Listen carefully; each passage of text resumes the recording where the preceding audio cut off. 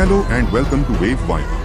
I'm delighted to have you join us today as we embark on another exciting topics on Indian politics.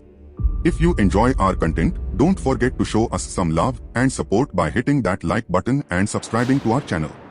Your feedback means the world to us, and it helps us grow and improve as content creators. Today we are going to talk about one of the controversial personality in Indian politics. In the Indian politics, few figures command attention quite like Mamta Banerjee. Bold, resilient, and unapologetically charismatic, she has carved a unique path through the corridors of power, leaving an indelible mark on the landscape of West Bengal and beyond. Love her or loathe her, there's no denying that Mamta Banerjee's journey from firebrand activist to formidable chief minister has been nothing short of extraordinary. Mamta Banerjee was born to Promileswar and Gayatri Banerjee on 5th January 1955 in Kolkata. She graduated in history from Jogmaya Devi College. Later, she earned a master's degree in Islamic history from the University of Calcutta. She also got a law degree from Jogesh Chandra Chaudhuri Law College in Kolkata. Mamta Banerjee used to publicly claim that she had received the doctorate for her research work entitled The Impact of Mughal Harem on State and Policies under the guidance of a certain Dr. Karuna Padadatta. However, in 1985 Mamta Banerjee stood exposed when the United States Educational Foundation in India proclaimed that there did not exist an institution named the University of East Georgia from where she had claimed to have allegedly completed her doctorate.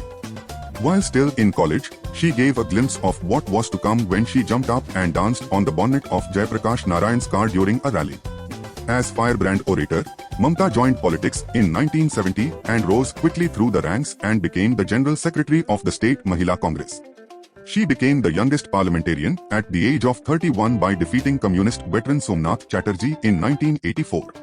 On 1st January 1998, Mamta Banerjee founded Trinamool Congress as a breakaway faction from the Indian National Congress and rapidly rose to prominence in the politics of West Bengal. She joined the BJP-led NDA government in 1999 and was allocated the Railway Ministry.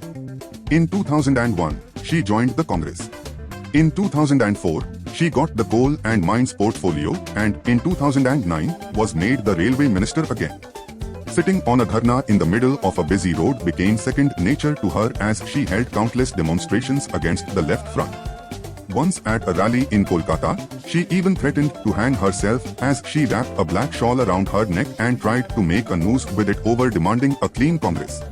The turning point in Mamta Banerjee's political career came in 2011 when her party secured a landslide victory in the West Bengal Legislative Assembly elections, ending the CPIM's uninterrupted power in the state. Banerjee's rise to the post of Chief Minister of West Bengal marked a historic moment in Indian politics. The rise of Mamta Banerjee was primarily driven by the Singur movement. The Singur movement, initially hailed as a symbol of resistance against forced land acquisition, eventually turned into a bane for the people of West Bengal, inflicting lasting damage on the state's economy and industrial development. In 2006, the then Left Front government, led by the Communist Party of India, decided to acquire land in Singur for the Tata Nano project, aiming to establish an automobile manufacturing plant. However, the move sparked widespread protests from local farmers and activists who objected to the forceful acquisition of their land and the lack of adequate compensation. Mamta Banerjee, then the leader of the opposition Trinamool Congress, capitalized the issue, positioning herself as the champion of the people's rights and leading a fierce agitation against the land acquisition. The Singur movement gained momentum, drawing widespread support and capturing the imagination of the masses. In 2008, amid mounting pressure and escalating protests, Tata Motors announced its decision to pull out of Singur, dealing a severe blow to the state's industrial ambitions. The withdrawal of the Tata Nano project had catastrophic consequences, derailing plans for economic growth and development in West Bengal. The fallout from the Singur movement was devastating, particularly for the people of West Bengal. The withdrawal of the Tata Nano project deprived the state of much-needed investment, employment opportunities, and industrial infrastructure. It dealt a severe blow to the state's image as an attractive destination for business and investment. Moreover, the prolonged legal battles and political jugglery that followed further worsened the situation, increasing the pain of the affected farmers. The Singur movement became a curse for the people of West Bengal, representing a missed opportunity for the state. Instead of prosperity and progress, the Singur became burning example of economic stagnation, lost opportunities and shattered dreams resulted from Mamata Banerjee's political opportunism and short-sighted policies. As Chief Minister, Mamata Banerjee though offered a wide range of public schemes aimed at uplifting various sections of society such as Duare Sarkar, Lakshmi Bhandar, Kanyashri, Swastha Sathi and Sabuj Sathi, but most of the scheme failed to uplift the economic conditions of West Bengal due to poor execution and rampant corruptions. In last 13 years of Mamata Banerjee government, people of West Bengal observed multiple corruption allegations shaking the very fundamental of West Bengal's economy. One of the most high-profile instances of corruption involving the TMC was the Sarda scam, a Ponzi scheme that defrauded thousands of investors of their savings. It all started with the Sarda group, headed by Sudipta Senator with promises of hefty returns. Sarda lured in poor villagers and small-time savers to his grip. When the scam finally bursts in 2013, thousands of investors lost their life savings, while countless others were left grappling with debt and despair. The scandal implicated several TMC leaders and officials who were alleged to have received kickbacks from the operators of the fraudulent scheme in exchange for protection and patronage. In response to the allegations of corruptions, the TMC has often dismissed them as politically motivated attacks by its opponents. TMC has often been accused of obstructing investigations and shielding its members from accountability. In 2014, when a sting operation conducted by investigative journalists purportedly captured several high-profile Trinamool Congress leaders and government officials accepting bribes in exchange for favors. The footage, which was released to the public, sent shockwaves through the state, sparking outrage and demands for justice. In response to the public protests, the state government ordered an inquiry into the matter, promising to get to the bottom of the allegations and bring those responsible to justice. However, progress on the investigation was slow, with accusations of political interference and attempts to derail the process. The ration scam in West Bengal was a grave betrayal of trust, preying upon the most vulnerable members of society who depended on subsidized food supplies to make ends meet. At its core, the ration scam involved the misappropriation and diversion of food grains meant for distribution through the Public Distribution System (PDS), which provides essential commodities like rice, wheat, and sugar to low-income households at subsidized rates. Instead of reaching those who needed it most, these vital supplies were siphoned off by corrupt officials and political leaders. The scam unfolded over a period of time, with reports emerging of widespread irregularities and discrepancies in the distribution of ration cards, as well as allegations of embezzlement and fraud in the procurement and allocation of food grains. It soon became clear that the scale of the scam was staggering, with billions of rupees worth of food grains disappearing into the pockets of those with connections to the corridors of power.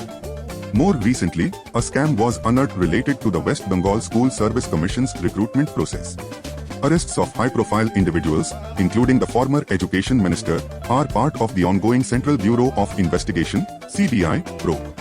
The Calcutta High Court intervened and cancelled appointments, but the Supreme Court placed a hold on this decision in May 2024.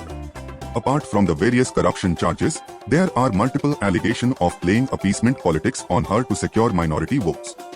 TMC government took the decision to restrict Durga Puja idol immersions to 10 p.m. on the day of Vijayadashmi and banned any immersions the next day because Muharram is on the same day. Communal violence against Hindus was triggered in Basirhat area after a Facebook post. Mob burned houses, shops and police vehicles in 12 kilometers area. Opposition parties blamed Mamata Banerjee of letting the situation go out of control in riot-hit area of Basirhat to appease a community for political reasons. Most of the riot accused were not arrested. Mamata Banerjee government had sanctioned Rs 2,500 as monthly salary or allowance to West Bengal's masjid imams on 9 April 2012 and then declared a monthly salary of 1,000 rupees to muezzin. She later declared similar allowance for Hindu priests to balance her image after receiving backlash from various parts of the society. Mamata Banerjee appointed Minister Firhad Hakim as the chairman of Tarkeshwar Development Board. This board also takes care of 288 years old Tarkeshwar temple. Firhad Hakim is the same leader who once said that a portion of port area in Kolkata is like a mini Pakistan.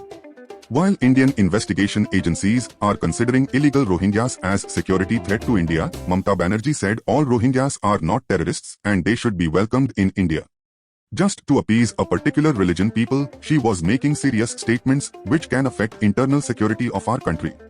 Mamata Banerjee's tenure as Chief Minister of West Bengal has been marked by controversy, with various factions of the society accusing her administration of systematically dwarfing the state's progress and potential. Despite promises of transformative change, Mamata Banerjee's leadership has been marred by governance failures, economic stagnation, and political unrest. One of the key criticisms leveled against Mamata Banerjee is her administration's failure to effectively manage the state's economy. Under her watch, West Bengal has struggled to attract investment and create jobs, leading to high levels of unemployment and underdevelopment. The lack of meaningful economic reforms and infrastructure projects has stifled growth and innovation, leaving the state lagging behind its peers in terms of development. Furthermore, Mamata Banerjee's confrontational approach to governance has fueled political polarization and instability in West Bengal. Her administration has been accused of authoritarian tendencies, with reports of censorship, intimidation of political opponents, and suppression of dissent. The erosion of democratic norms and institutions has undermined public trust in the government and obstructed efforts to address pressing social and economic challenges. Additionally, Mamata Banerjee's handling of critical issues such as healthcare and education has been criticized as inadequate and short-sighted. Despite rhetoric about prioritizing social welfare, her administration has struggled to improve access to quality healthcare and education for the people of West Bengal. Basic services remain underfunded and poorly managed, exacerbating inequalities and perpetuating poverty in the state. In conclusion, Mamata Banerjee's leadership has been characterized by governance failures, economic stagnation, political unrest, and allegations of corruption. Despite promising to usher in a new era of progress and prosperity for West Bengal, her tenure has left the state grappling with myriad challenges and facing an uncertain future. As she seeks re-election, it remains to be seen whether Mamata Banerjee can address these pressing issues and deliver on her promises of change.